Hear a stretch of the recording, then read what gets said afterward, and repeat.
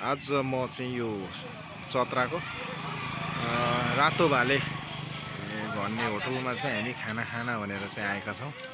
अब तयारीमा छौँ र अब अहिले म यहाँको भ्यूहरू म देखाउन जाँदैछु।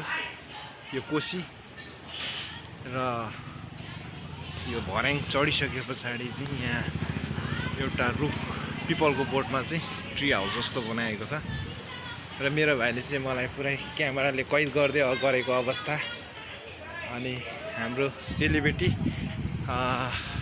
यिनी मेरो साली अनि सबै आफ्ना आफन्तहरू नाता गोता छन्। सबैजना आफन्तहरूलाई चाहिँ यहाँ यसो घुमाउन भनेर ल्याएको अवस्था।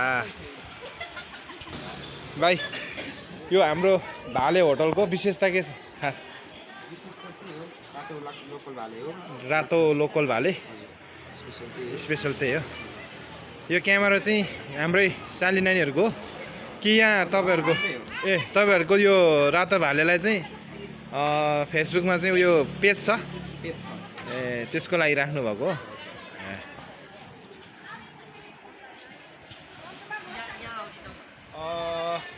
यो रातो भालेमा म दुईचोटि आइसकेँ होइन।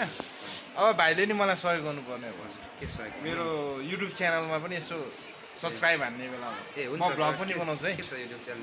मेरो जिमी डेली भ्लग छ। जिमी डेली भ्लग है।